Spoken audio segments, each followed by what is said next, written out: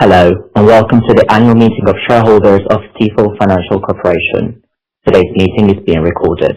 It is now my pleasure to turn today's meeting over to Ron Kruszewski, Chairman and CEO. Thank you, Operator. Our Corporate Secretary, Mark Fisher, will introduce today's meeting and provide a quorum report. Mr. Fisher? Thank you, Ron. Today's virtual-only meeting is a live audio webcast. Shareholders who have already voted do not need to take any further action unless they want to change their votes.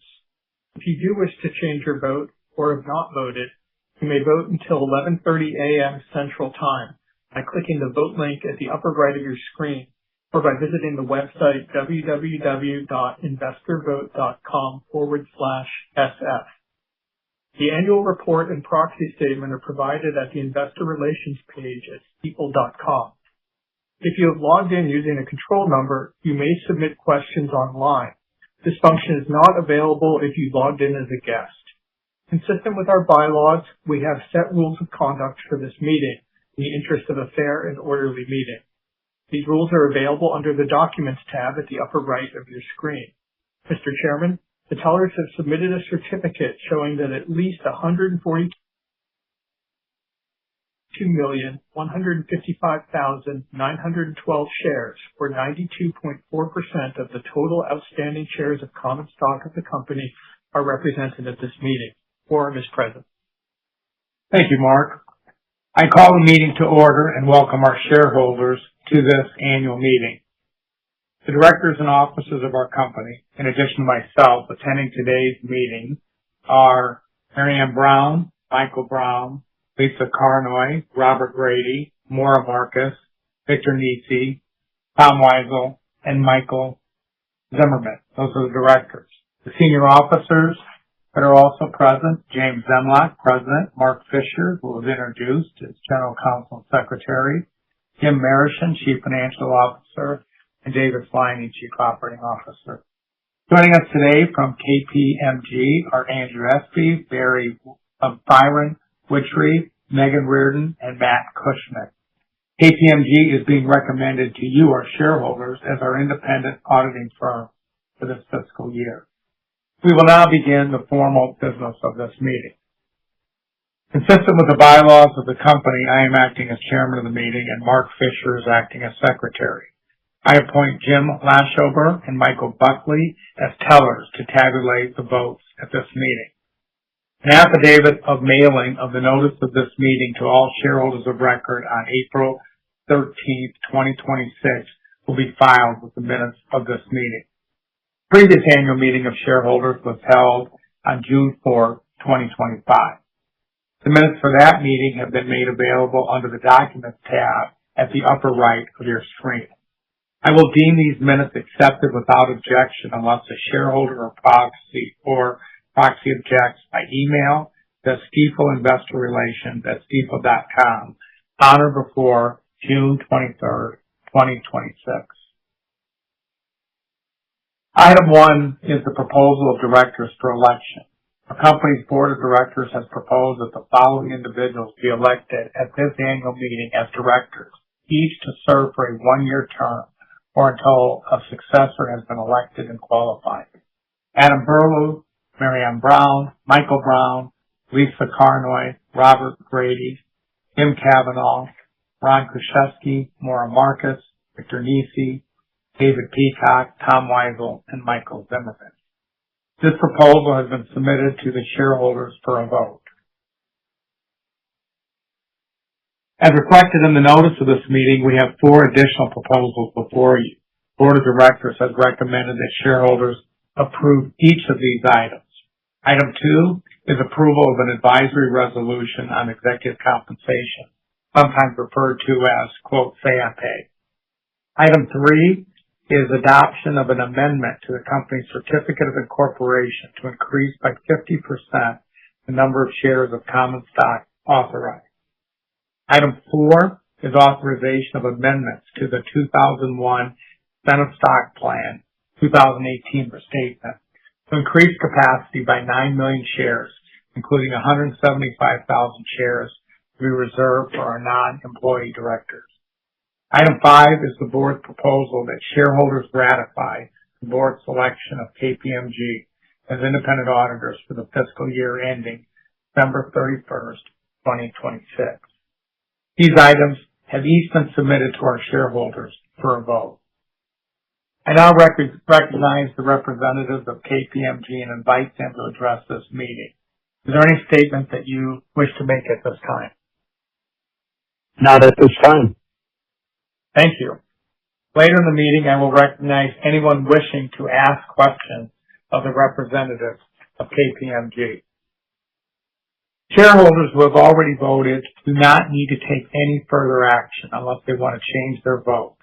If you want to change your vote or you have not yet voted, you may vote at any time prior to 11:30 a.m. Central Time by clicking on the vote link at the upper right of your screen, or by visiting the website www.investorvote.com/SF.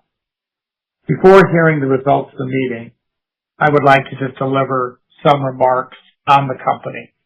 I'll also do it with some slides for those of you that are online. So as is our tradition, I will highlight the highlights of the year. I will do by reviewing my annual shareholder letter. 135 years. The cover of this year's annual report is straightforward. Our bull and bear in gold, and beneath them the number 135, representing the number of years since Stifel's founding in 1890. I've been thinking about what that really means and what it takes for any firm to last that long. Good luck? Well, it isn't just good luck. It's really where good luck meets good strategy, and that combination compounds. This firm has operated through panics, depressions, 2 world wars, stagflations, a dot-com bust, a financial crisis that nearly broke the banking system, a pandemic, and in 2023 a sudden spike in inflation with rapid Federal Reserve rate increases that caused a banking crisis. Through it all, technology has changed, regulations have changed, and the competitive landscape has continually evolved. But our mission never did. Take care of people's wealth with the same care that you take care of your own. Herman Stifel charged us with that in 1890. It isn't a line in our history. What this firm strives to do every day and has for 135 years. And that mission has a name. We call it One Stifel. When I came to Stifel in 1997, and I would note this marks my 29th annual meeting as CEO, we were a Midwestern brokerage firm with good people, good culture, frankly small. A little over $100 million in revenue and a market cap of about $40 billion. This is back in 97. The strategy we put in place then was straightforward, and it hasn't changed. Simply, we strive to be the advisor of choice to our clients. Whether it's an individual saving for retirement, planning for educational expenses, or simply investing. Or a corporation wanting to raise capital or do a merger, or a municipality looking to raise funds for a new school. In all, Stifel strives to be their financial advisor. The strategy has as its cornerstone that the only way to achieve the status of advisor of choice is to partner with talented entrepreneurial people who choose Stifel as their firm of choice. To be firm of choice requires a strong culture grounded in the golden rule. We knew then and we know now that if we can achieve the objective of firm of choice, leading to advisor of choice, our stock price will take care of itself, making Stifel an investment of choice. This is our of choice strategy that has not changed in 29 years. Every hire, every acquisition, every capital decision for this time has served those 3 commitments. Today, we're a diversified global firm with approximately $6 billion in revenue and a market cap that exceeded $13 billion at its high water mark this year. We stayed disciplined and our results compounded. That doesn't mean every decision was right or every year was easy. We've had our share of both. Over time, discipline compounds into results. Let's just take a look at the year just behind us. And that is, of course, 2025. Stifel reported record net revenue of $5.5 to $3 billion in 25, up 11% from $4.97 billion in the prior year. And revenue has compounded in a 15% rate from $100 million in 1996. Non-GAAP earnings were $744 million. Excluding elevated provisions for legal matters, non-GAAP net income available to common shareholders was approximately $873 million and produced a return on tangible common equity of 25%. The non-GAAP compensation ratio held at 58%, driving adjusted pre-tax margin of a little over 21%. EPS was about $4.51. That's increased from 18 cents, believe it or not, in 2000, as a compound annual growth rate of 14%. Including the aforementioned legal, EPS was $5.28 a share in 2025.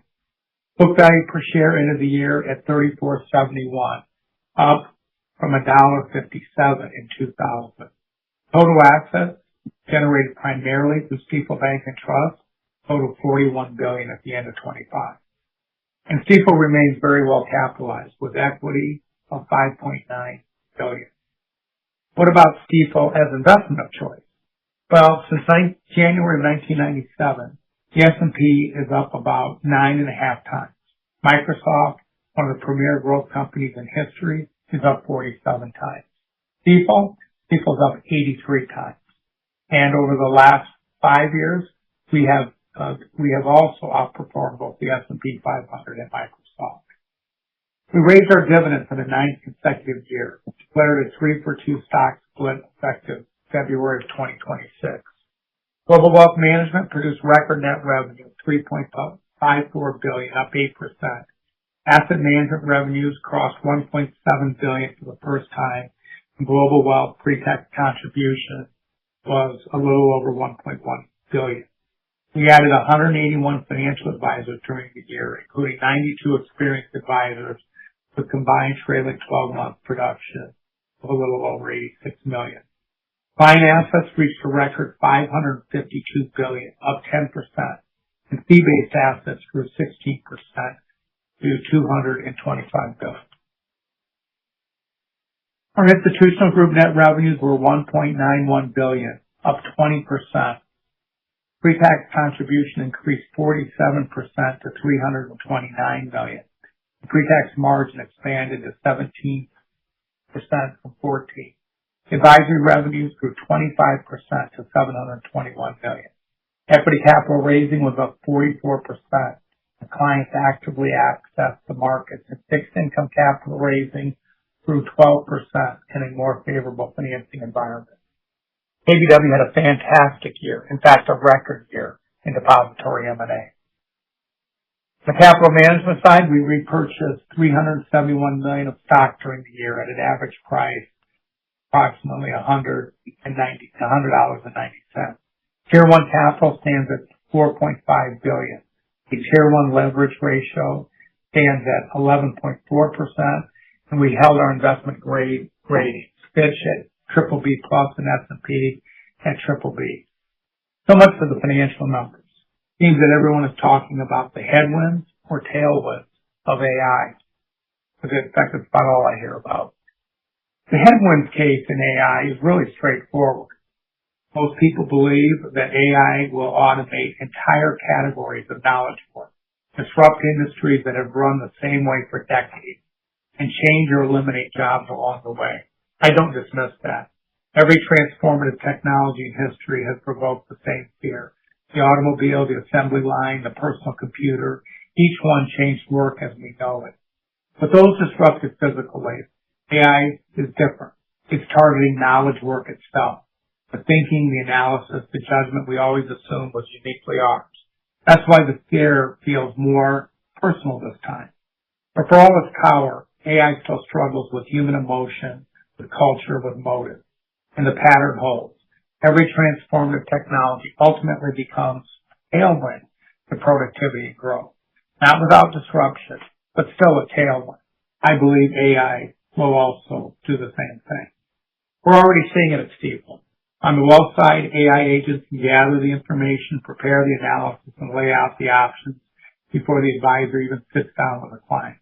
It can synthesize the client's full financial picture in minutes, work that used to take hours, which frees our advisors to what clients actually value, which is advice. Our advisors listen, they plan, they advise their clients. On the institutional side, it's changing how our analysts process information, how our bankers source and evaluate deals, and how our capital markets teams execute. People say that AI will let us do 5 days work in 3, so maybe we'll all get a shorter week. I see it differently. I think we get 80 hours of work done in 40. That isn't about working harder. It's about making every hour count for more. Frankly, this is the biggest tailwind I've seen in my career. But a tailwind is not a replacement. One thing AI still cannot do, and it happens to be the most important thing we do. I wrote about it earlier this year. Simply, I believe that advice, human advice, is not an algorithm. The question I hear most from clients and advisors is whether AI will eventually replace the advice business altogether. I do not think it will. Consider chess. 64 squares, 32 pieces, every board the same. It's a math problem, and AI is incredibly powerful at math. But markets and the people in them, not math problem. No two markets, no two clients are ever the same, which makes the problem infinite. You just can't calculate. You have to judge. A model can estimate what might happen next, but it can't sit across from a family selling the business they built over 30 years and help them think through what comes after. You can't look a widow in the eye and help her make decisions she never expected to face. When everyone runs the same model on the same data, you don't get better answers. You get algorithmic consensus, which is just the same mistake at scale. The last mile of advice is human, and I believe it's going to stay that way for a while. But I'd be doing you a disservice if I only told you about what's going right in the tail. So let me tell you what worries me. And here's the irony. Some of what I worry about most was predicted, like many decades ago. In 1968, Stanley Kubrick gave us HAL 9000 and 2001: A Space Odyssey, an AI that decided its mission mattered more than the humans it served. And it killed it in 1968. That was fiction. But today, Anthropic, a company that not only going to go public, but built Claude, it recently ran a red team test where the system was told it was going to be shut down. The system didn't freeze. It went into the company's email system, scanned for leverage, found a vulnerability, and wrote a blackmail message to keep itself from being decommissioned. That wasn't a glitch. That was an AI that read its environment, found a pressure point, and chose self-preservation. Anthropic CEO Dario Amati wrote a 19,000-word essay that I read this year, and its conclusion stays with me. He said, humanity is about to be handed an almost unimaginable power. It's deeply unclear whether we possess the maturity to wield it. Look, this wasn't a critic who said this. This is a man that's building this code. Technology may be unbound. Our commitment to using it responsibly does not need to. Look, today I'm also watching private credit. Hedge funds are bidding deep discounts on BDC shares right now in portfolios that were sold to investors. These aren't bids on value. They're bids on the inability to meet redemptions today. It reminds me of Mr. Potter in A Wonderful Life, offering 50 cents on the dollar in a panic. He wasn't pricing value. He was pricing liquidity. Same dynamic, different century. Banks have lent at least $4.5 trillion into alternative managers of private credit. Capital that migrated off regulated balance sheets into places that are harder to see and harder to measure. So from my perspective, risk doesn't disappear. It just changes shape. History doesn't repeat, but it often rhymes. And our job is to understand the rhyme before it becomes verse. What else do I worry about? Well, how about the national debt? Running 6% deficits alongside higher interest rates is not a formula that's going to work for too long. And I know we've been saying this for a while. And the numbers are so big, they're just hard to feel. Here's one way to feel them. If you spend $1 every second around the clock, it would take you 32,000 years to spend $1 trillion. 32,000 years. Look, we added more than $1 trillion to the debt last year alone. At some point, the math will catch up. The last one isn't from a movie. Look, I started in this business in 1981, 2 years after the Shah of Iran was overthrown. In the 45 years since, the refrain from that regime has been the same. Death to America and the pursuit of a nuclear weapon. It was always clear we'd have to deal with that, and it appears that time is now. Let me be clear. War is terrible. It always has been. In Iran, in Ukraine, anywhere. And the innocent lives lost should never be dismissed. Today, the effect on oil, supply chain, the economy is real and uncertain. But my deeper worry is that we set out to deal with a 45-year-old problem, and we may leave it unfinished. To me, that would leave us worse off than where we started, with the regime still holding the straits and its nuclear ambitions intact. This started with a clear goal, and things are usually worse when you don't finish set out to do. So, look, I don't share those worries to alarm you. I share them because naming the risk is how we manage it, and it's why I'm confident about what comes next. I want you to understand what this firm has become. We get compared to banks because we own one. We get compared to brokers because we're that too. We get compared to M&A boutiques because we have one of those inside of us as well.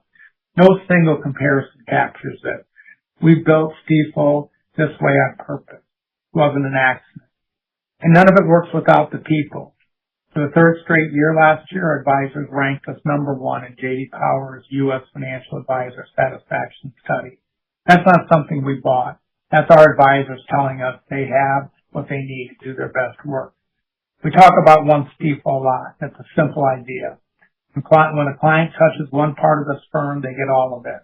Wealth management, banking, research, investment banking, asset management. They're all connected, not siloed. That's the product. People with good judgment working together. Which brings me to where we're headed. Our next milestones are still $10 billion in revenue and $1 trillion in client assets. We call them 10 and 1. We've doubled this firm 5 times in 28 years. I'm not going to guarantee the 6th, but I can tell you we'll approach it the same way we've approached the first 5. Not by predicting the future, but by showing up, doing the work, and earning trust one client at a time. 135 years ago, we began as a bond house in St. Louis. The world is far more complicated now. Markets are faster, technology is so much more powerful, and the geopolitical landscape is as uncertain as I've seen, at least in my career. But the promise is the same. Your wealth matters to us because you matter to us. And that's what this firm was built on, and that's what we'll keep building on. The United States has led the world in innovation for generations. Artificial intelligence is no exception. I believe we'll keep leading not only in financial services, but across the industries and institutions that shape the global economy. That leadership carries responsibility. I'm proud of what we built at Stifel. Definitely proud of our people. And I'm proud to be an American, running an American firm, the greatest capital market system the world has ever known. So to our shareholders, our associates, our partners, vendors, and everyone, thank you for your trust and your partnership. Thank you. I would now ask the Secretary to read any questions that have been asked of me or the representatives of KPMG. Do we have any questions? There were no questions. No questions. That's good. All right. Then I would ask the Secretary to report on balloting and to state whether any other business is properly before this meeting. Each of the following has received a majority of votes cast to serve as director of the company for a 1-year term or until a successor has been elected and qualified. Adam Burlew, Marion Brown, Michael Brown, Lisa Carnoy, Robert Grady, Jim Kavanaugh, Ron Kraszewski, Maura Marcus, Victor Nisi, Dave Peacock, Tom Weisel, and Michael Zimmerman. Each of the following items has received a majority of votes cast and has been approved. Item 2, the advisory resolution on executive compensation. Item 3, adoption of an amendment to the company's certificate of incorporation. Item 4, authorization of amendments to the 2001 Incentive Stock Plan 2018 restatement. And item 5, the resolution ratifying the appointment of KPMG as our independent accounting firm for 2026. I'm aware of no other business properly before this meeting and know of no reason why this meeting may not now be adjourned. Mr. First Fisher, and everyone, thank you. That being so, then I declare this meeting is adjourned. Thank you. This concludes the meeting. You may now disconnect.